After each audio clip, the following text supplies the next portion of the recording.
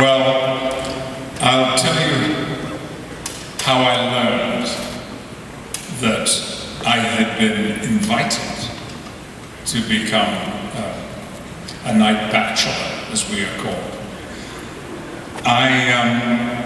We were filming Macbeth in North Nottinghamshire, in a very spooky and strange location, and we were all living in a kind of hotel somewhere not far from the locations.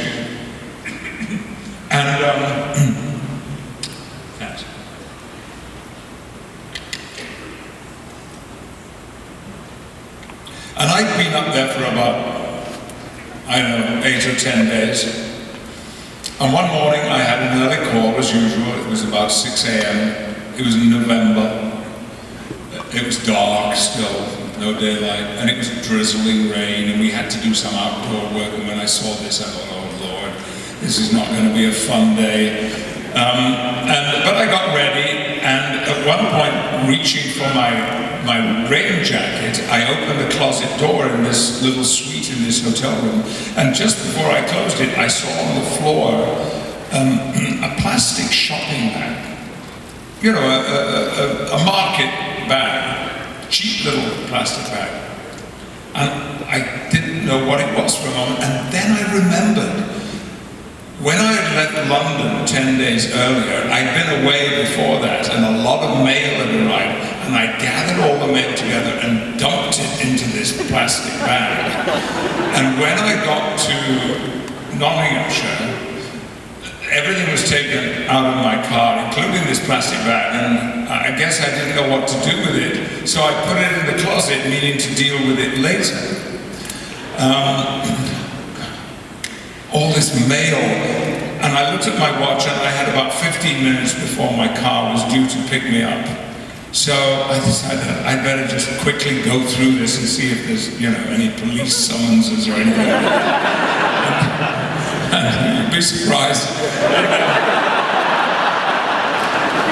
And so I sat down at the desk in this, I remember the room was brown, everywhere was brown, and I could hear the rain falling outside, and it was dark.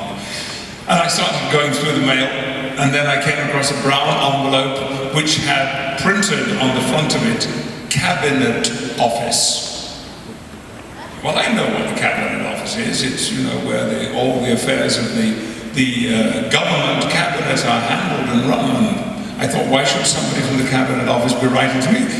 And I was curious, so I opened it with my thumb to discover it was a letter telling me that the Prime Minister's office was graciously pleased to offer me a knighthood.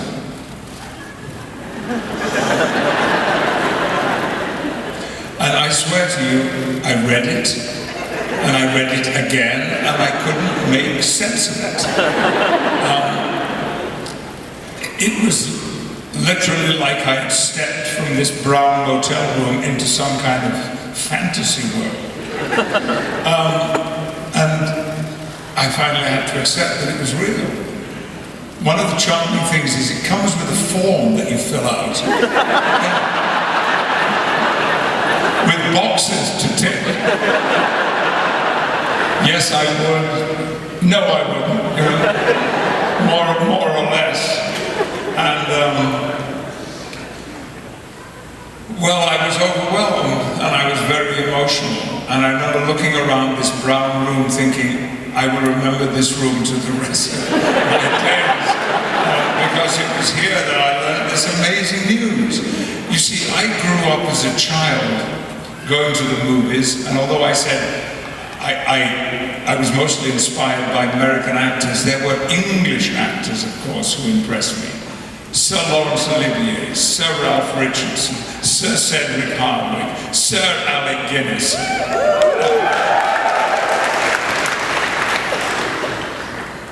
Sir Donald Wolford.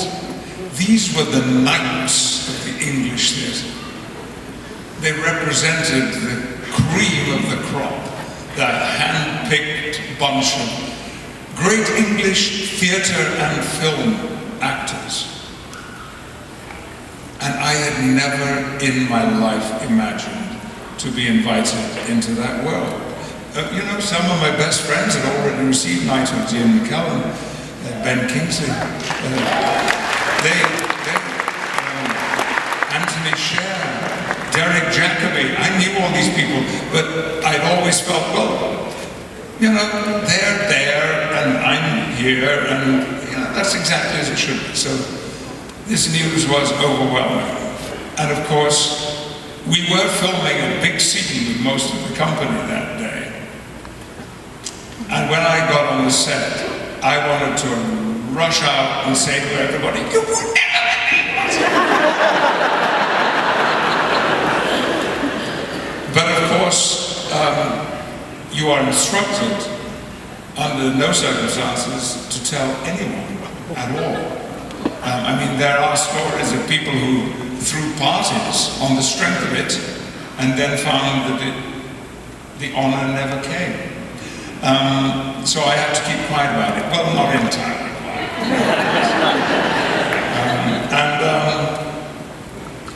I don't think about it very much, but, and it's not something that I make a fuss of. I don't insist that people use my title.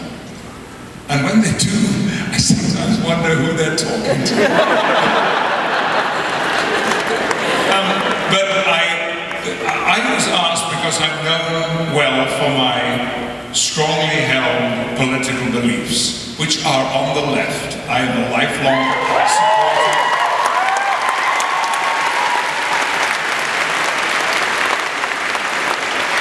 As those of you who heard my remark about the Republican Party in the United States, I've always been a supporter of the Labour Party. My father was a trades unionist. He started life working in the mines as a coal miner. So did his father on my mother's side. My grandfather, my great-grandfather, my great-great-grandfather were all coal miners, and one of them was active in first creating the Miners Association, which became the National Union of Mine Workers. And I'm very proud of those associations.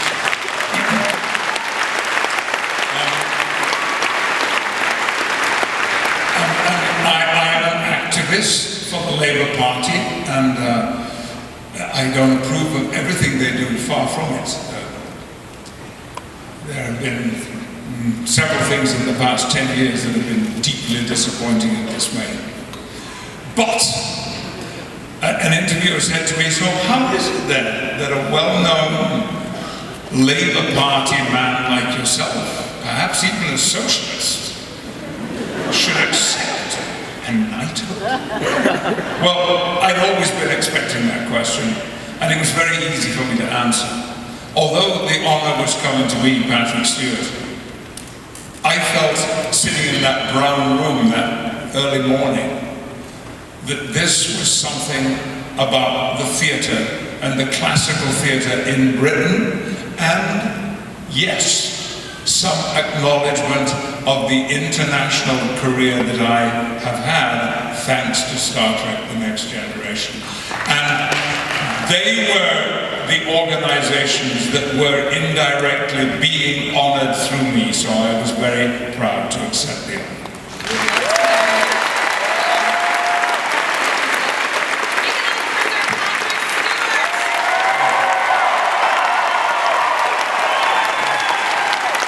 Thank you very much.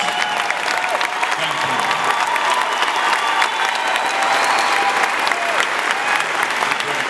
And can I just say, because some of my colleagues, my pals, said it last night and during the day, but this experience here in Calgary has been unique and extraordinary. Thank you for your generosity and your kindness.